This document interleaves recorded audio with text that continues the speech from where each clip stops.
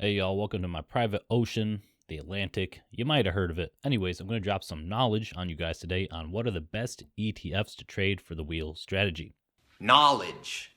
Now, I'm not going to go over the wheel strategy in this video, but if you're not particularly keen on hunting down stocks like I am not to trade the wheel with, you might be searching for an easy alternative to do it with instead. So you might be thinking about doing it with ETFs instead.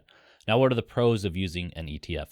It's well diversified. It probably won't crash forever. That usually rebounds.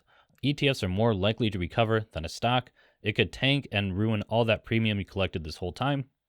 While the stock market could still tank about 50%, it's still different than a stock that takes about 90% and never recovers. The stock market has recovered over history, so that's a better indication that we can hold that long term. It's very different than holding a stock long term, which might never recover. So these are a good indicator of something that you could use the wheel strategy with. Plus, they're generally easy options to get in and out of trades with using ETFs.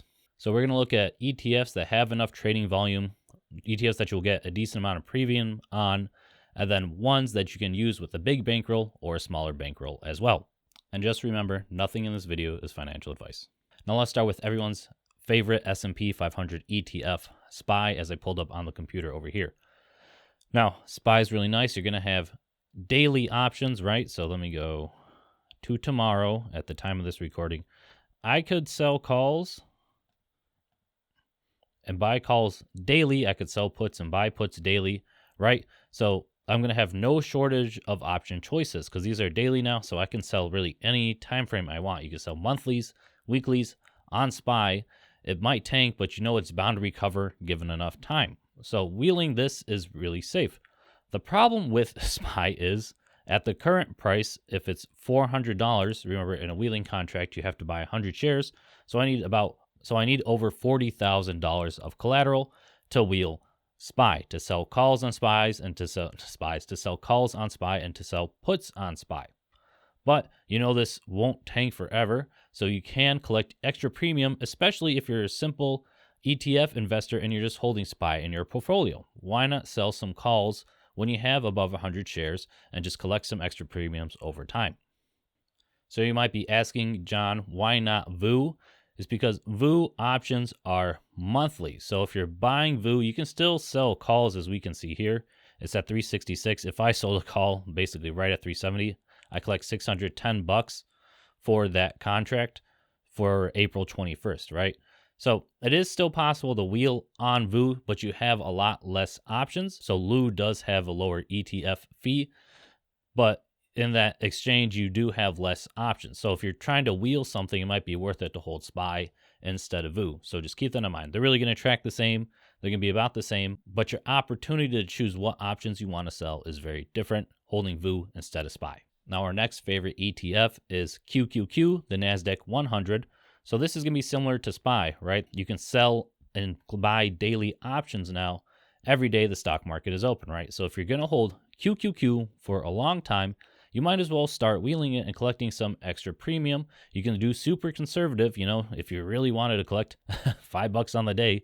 But if you collected $5 every day and it's something you're going to be holding, why not? That's not a big deal. So you will be able to do that. You can choose your weeklies, your monthlies, however you like to wheel. QQQ is going to be a good option. The problem with this one is too, again, you're going to need, at the current price, $312. You're going to need over $31,000 to start wheeling QQQ. So that is a big difficulty for people with smaller portfolios. I don't expect you to have $31,000 laying around, but if you do, this is an option. Plus with QQQ, is generally going to be a little juicier premiums depending on volatility, because QQQ is a little more volatile than SPY. It has a larger drawdown, so you will get some juicier premiums. So if that is something you like, consider trading QQQ for wheeling instead of SPY. Now we are working our way down in price. So we have the iShares Russell 2000 ETF, which is Russell 2000 companies, and you can buy and sell calls and puts on this ETF as well. So IWM, you won't have daily options, but you still have a lot of choices. Look, we have March 31st, April 3rd, April 5th. So there's still plenty of options to choose from if you're going to sell puts and sell calls, right? And there's plenty of liquidity. We can see all this liquidity on Robinhood, so it's not a big deal. So if this is another holding you're having in your portfolio is something you can sell puts and sell calls and wheel easily. The other problem with this one is at the current price, $175. So that's going to be over $17,000 to wheel one of these contracts. But IDM was quite nice. You can see it's kind of been up and down, up and down. So that would be for some really nice juicy premiums during this period. Another great option for the wheel strategy, as it has always recovered so far. And you can see in COVID, sideways, beautiful wheeling strategy. And hopefully we get back to those 2021 highs. Now, if you want to get started wheeling an ETF but don't have enough money like the previous 3 examples, we do have SPLG, which is another S&P 500 tracking ETF. But as you can see right now, it's only $47. So if we were trading 100 shares of this, you would only need $4,700 and the $4,720, right? The problem with SPLG is there's very limited options contracts. You can see it's only monthlies on the option chain. Now, that's not terrible if you want to get started out just feeling how you like wheeling an ETF. I've personally been wheeling this one. I'm up on the year. As you can see, let me go back. As you can see, I sold an option for $49 and I profited. In February, I sold one as well. I have over 100 shares of these, working my way up to 200 again. So total return, negligible. But I'm just slowly practicing wheeling with this ETF. Hopefully I can wheel SPY one day. Now, for my complete degenerates, we have the SPXL, S&P 500 ETF, but it's a 3 times leverage. Now, this may be a little crazy, but you can sell puts and sell calls for some of the juiciest premiums you'll ever see. Now, this is Wednesday when I'm recording. The trading day is already over, so there are only 2 days left for this trading week. And still, if you sold a put $3 below the share price, you're going to collect $33 in premium for 2 days left on the market, right? So that's almost 0.5% in a week. If I go to the next week, I could sell a put pretty far down and collect almost 1% in 1 week with a strike price that has an 81% chance of profit, okay? So with these triple leverages, they have such juicy premiums because they're so volatile. The problem is they're so volatile.